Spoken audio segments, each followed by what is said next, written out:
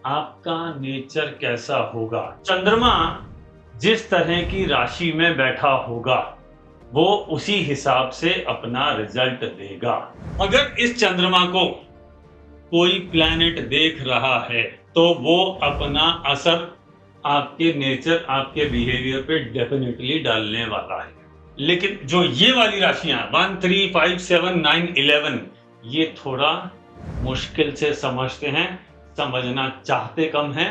नमस्कार, आज के इस वीडियो में हम बात करेंगे कि आपका नेचर कैसा होगा, या जिसकी भी आप कुंडली देख रहे हैं, ये कैसे पता करें कि उसका नेचर कैसा होगा, कौन-कौन से प्लैनेट उस पर इन्फ्लुएंस डालेंगे, उसका माइंडसेट कैसा होगा, थॉट प्रोसेस कैसा होगा, इस बात को समझना पड़ेगा। ये वो केयरिंग होगा, वो अग्रेसिव होगा, वो डिफिकल्ट टू अंडरस्टैंड होगा, या एकदम ईज़ी गो वाला होगा। अगर आपको आपके पास किसी की कुंडली हो, तो आप उसको देख के 2 ही मिनट में जज कर सकते हैं कि वो कैसा दिखता होगा, कि वो कैसा उसका बिहेवियर होगा। ये दोनों चीज़ें, एक है कैसा दिखना और दूसरी बात है कैसा बिहेवियर होना, ये दोनों बातें। प्राइमरीली मैं आज जो बात करूँगा, वो मैं बात करूँगा नेचर और बिहेवियर की। शुरू करते हैं वीडियो को। सबसे इम्पोर्टेंट जो प्लैनेट है, जो हमारे नेचर, हमारे बिहेवियर पे अपना डायरेक्ट असर डालता है, वो प्लैनेट है कुंडली में बैठा हुआ चंद्रमा।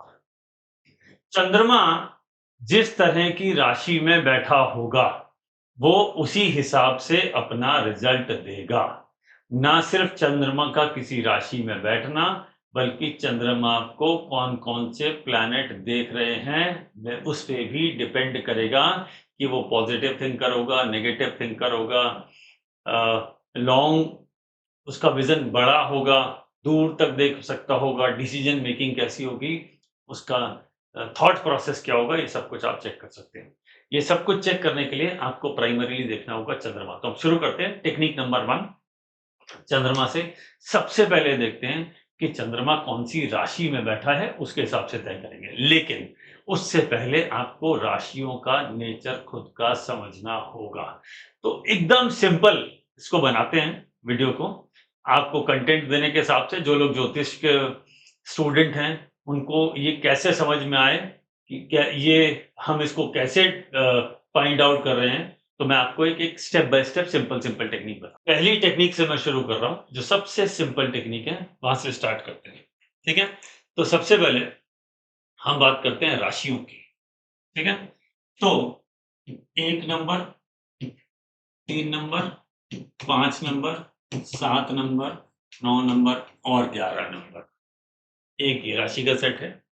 एक है 2, 4, 6, 8, 10, 12। ये जो राशियां हैं, इसे कहते हैं ऑड राशि। और ये जो राशि है, इसे हम कहते हैं इवन राशि। ठीक है?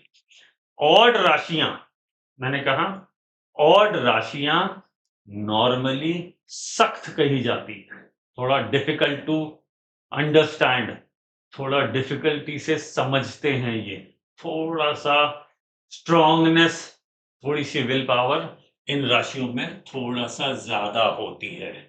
लेकिन जो ये वाली राशियां हैं, इवन राशि, ये वाली राशियां एडजस्टमेंट ज्यादा करती हैं।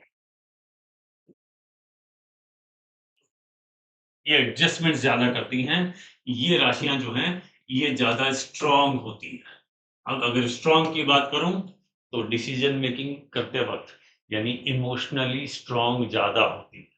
ठीक है? ये लोग जिनका बर्थ का चंद्रमा 2 नंबर राशि, 4, 6, 8, 10 या 12, यानी टॉरस, कैंसर, वर्गो, स्कॉर्पियो, कैप्रिकॉन और पाइसेस में है, ये लोग थोड़ा ज्यादा कोऑपरेट करते हैं, ये थोड़ा ज्यादा एडजस्ट करते हैं।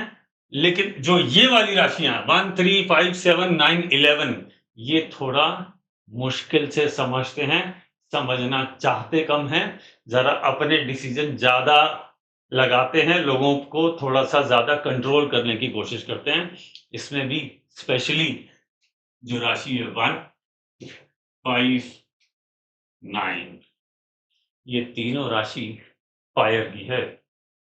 यानी अगर चंद्रमा 159 इन तीनों राशियों में है तो आप नॉर्मली इनमें विल पावर ज्यादा देखेंगे, थोड़े बोल्ड डिसीजन लेने की एबिलिटी थोड़ा ज्यादा देखेंगे। वेयरएज जो राशि है 4, 8 और 12, ये जो राशि है ये वाटरी साइन है। वाटरी साइन का मतलब जैसे वाटर यानी पानी जिस भी बर्तन में डालो, जिस भी भगोने में डालो, उसके हिसाब से शेप ले लेता है। जिस कलर की बॉटल में डालो उसी कलर का देखने लग जाता है। इसका मतलब वो सिचुएशन के हिसाब से एडजस्ट करता है। ये एडजस्टमेंट की राशियां हैं। एडजस्टमेंट की तो सारी हैं, लेकिन 4, 8, 12 ज्यादा एडजस्ट करेगी।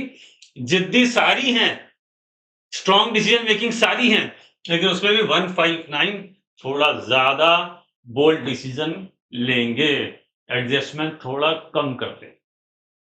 अब आप कहेंगे ये सवाल क्यों है, आज आप ये वीडियो क्यों बना रहे हैं, स्पेशली इसका।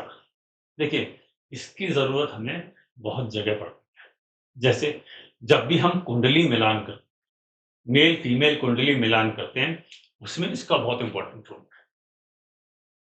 वो इंपॉर्टेंट रोल कैसे है?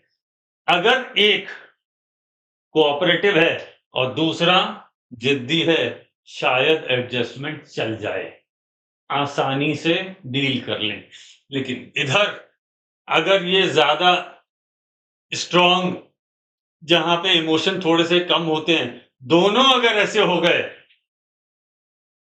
तो डिस्टर्बेंस ज्यादा होता है, डिस्प्यूट्स ज्यादा होते हैं। इस बात को समझना पड़ेगा, क्योंकि जब दो लोग साथ रहते हैं तो nature plays very important role daily life के हिसाब से। ठीक है, तो ये बहुत इंपॉर्टेंट टॉपिक है। लेकिन इसके अलावा भी बहुत सारी चीजें हैं। सिर्फ राशियों से ही देख के आप सब कुछ प्रिडिक्ट नहीं कर सकते, कुछ और चीजें भी देखनी पड़ेंगी। मान लीजिए मून यहां पर बैठा है, एक एग्जांपल के लिए ले रहे हैं, राशि कोई भी है।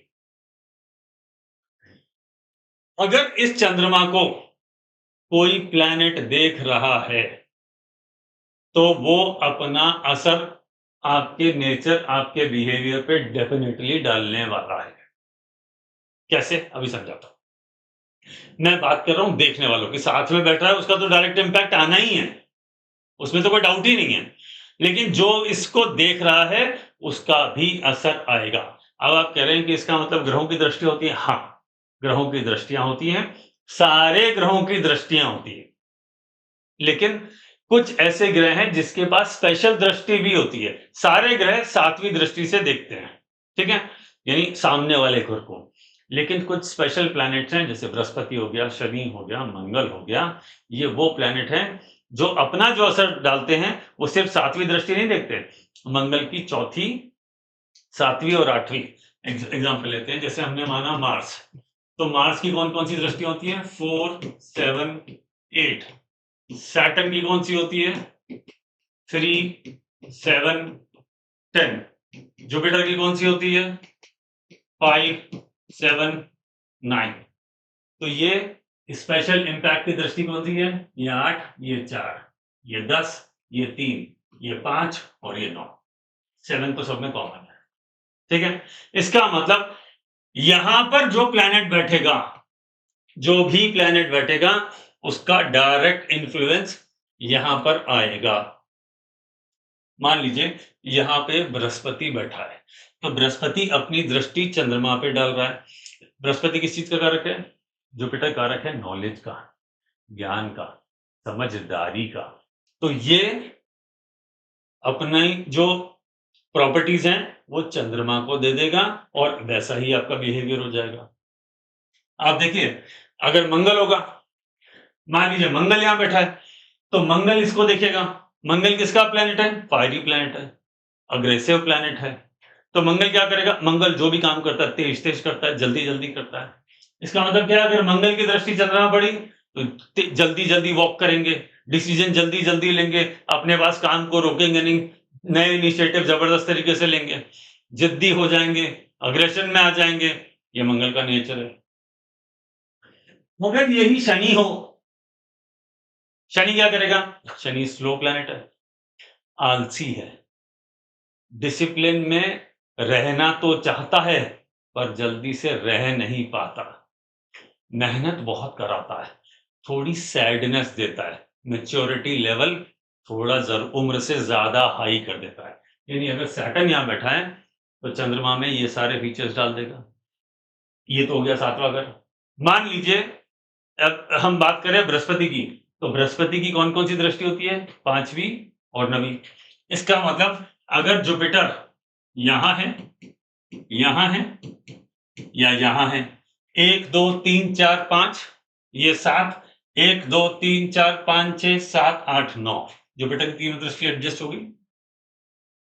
अगर मैं शनि की बात करूं तो ये तो है 7वीं, ठीक है। 10वीं कहां से होगी? यहां रख लेते हैं, ये होगी 10वीं। देखिए 1 2 3 4 5 6 7 8 9 10। तीसरी कहां से हो गई? ये लीजिए तीसरी, शनि जहां बैठा है 1 2 3। अब ये शनि का भी इम्पैक्ट आ रहा है इस पे। तो ये इस तरह से इसको कैलकुलेट करते हैं। मंगल को देखते हैं, अगर मंगल यहां बैठा है मार्स, तो 1 2 3 4 मंगल की चौथी दृष्टि। 7वीं दृष्टि की हमने ऑलरेडी बात कर ली है। और एक ये 8वीं, 1 2 3 4 5 6 7 8, ठीक है। आई एम श्योर आपको ये बात समझ में आ गई होगी। अब देखिए ये तो हमने बात करी है इनकी, जिनकी स्पेशल दृष्टि होती है। अगर जो प्लैनेट है जिसकी सिर्फ 7वीं होती है, जैसे हो गया मरकरी, जैसे हो गया वीनस, ठीक है, मून तो खुद है ही, सन हो गया, आपको ये समझना पड़ेगा। इनकी प्रॉपर्टीज कब उसके में जाएंगी? जब या तो ये यहां बैठे हो या ये यहां बैठे हो, या तो साथ में बैठा हो, चंद्रमा बुध एक साथ हो, चंद्रमा वीनस एक साथ हो, चंद्रमा सूर्य एक साथ हो, तब तो ये हो गया। अगर ये यहां नहीं है तो यहां होना चाहिए 7वीं दृष्टि। ये देखेगा इसको, मरकरी देखेगा, इंटेलेक्चुअल बनाएगा, थोड़ा जोक्स क्रैक करने वाला बताएगा, अपनी उम्र से छोटे लोगों के साथ ज्यादा रहना पसंद करेगा, उनसे वैसा ही बन के बात करेगा, ठीक है, एडजस्ट जल्दी कर लेंगे। अगर वीनस होगा तो ये आपको ज्यादा सोफिस्टिकेटेड बनाएगा, लग्जीरियस बनाएगा, आपको ज्यादा सुंदर बनाएगा, स्मार्ट दिखने वाला बनाएगा। ये वीनस हो गया। सूर्य हो गया, सूर्य तो ग्रहों का राजा है। अब राजा का क्या काम है? ईगो देना, ऑर्डर देना, लोगों से काम कराना, लीडर है, तो ये वो वाली स्किल्स डाल देगा। तो देखिए जो जो प्लैनेट चंद्रमा को देख रहा है उसका असर उसके बिहेवियर पर आएगा। साथ में बैठा है तो ज्यादा आएगा, देख रहा है तो थोड़ा कम आएगा, लेकिन आएगा जरूर। अब आप कहेंगे साहब इसमें आपने राहु केतु को तो लिया ही नहीं, तो राहु केतु को मिल लेते, ये लीजिए राहु या केतु। अगर चंद्रमा के साथ है तो दूसरा अपोजिट बैठा होगा, क्योंकि राहु केतु आमने सामने ही होते हैं हमेशा। अगर चंद्रमा के साथ केतु है तो राहु यहां होगा, अगर चंद्रमा के साथ राहु है तो केतु यहां होगा। जब भी चंद्रमा के साथ राहु हो या केतु हो, आप समझ लीजिए आपकी कुंडली में चंद्रमा स्पॉइल्ड है, खराब हो गया है। वो अगर राहु साथ में होगा रिएक्टिव बनाएगा, केतु साथ में होगा हेल्थ रिलेटेड चैलेंजेस देगा, रॉन्ग डिसीजंस दिलवाएगा, स्पिरिचुअलिटी की तरफ लेके जाएगा, जब तक वहां नहीं जाएंगे तब तक रॉन्ग डिसीजंस देगा, हेल्थ में चैलेंजेस देंगे। दोनों प्लैनेट हेल्थ में चैलेंजेस जरूर देते हैं, क्योंकि राहु केतु इनका काम तो खराब ही करना है। शनि भी हेल्थ में चैलेंजेस देता है, थोड़ा सैडनेस की तरफ लेके जाता है, लेकिन ये तो डायरेक्ट इंपैक्ट डालते हैं, ठीक है।